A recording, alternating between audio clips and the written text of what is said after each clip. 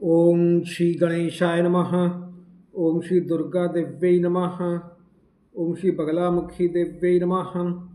हमने पहले देखा कि इस सृष्टि में दो ही लोग हैं, माँ और उनकी संतान। हमने ये भी देखा कि माँ एक हैं, सर्वत्र हैं, और संतान मुख्यतः दो प्रकार की हैं, सुपुत्र एवं कुपुत्र।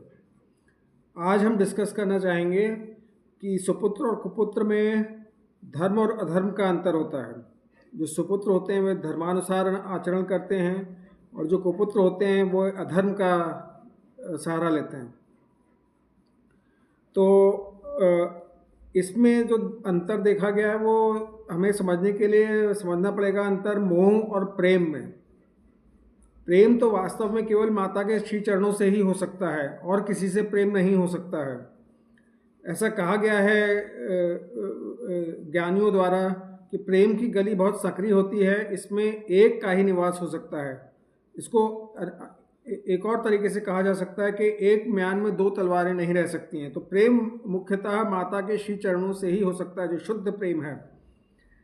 तो क्या जो प्रेम परिवारजनों से, परिजनों से जो है, क्या वो प्रेम नहीं है? इसको समझने के लिए हमें सोचना पड़ेगा कि अगर हमें माता के चरणों में प्रेम है तो वास्तव में माता और लीला के संदर्भ में और जिनसे प्रेम करा दें वही सत्य प्रेम है। मुख्यतः प्रेम माता के चरणों में है, और माता जिनसे प्रेम करा दें लीला के अनुरूप उसे प्रेम कह सकते हैं, उसे शुद्ध प्रेम कह सकते हैं। इसके लिए कथा आती है। एक शुद्ध भक्त थे, सुपुत्र कह सकते हैं उन्हें हमारी भाषा में, जो धर्म का आचरण करते थे। एक बार ईश्वर उनके पास आए और ईश्वर ने उनसे कहा कि बताओ तुम्हारी ये वस्तु किसकी है? उन्होंने कहा ये ईश्वर की है। बताओ ये तुम्हारा घर किसका है? उन्होंने कहा ये ईश्वर आपका है। ये बेटा किसका है? ये भी आपका है। ये पत्नी किसकी है? ये भी आपके द्वारा दी हुई है। फिर भगवान धीरे धीरे पहुँचे और उसके पूजा घर में अपने शिव विग्रह को देखा, मूर्ति को देखा, और पूछा ये किसकी है?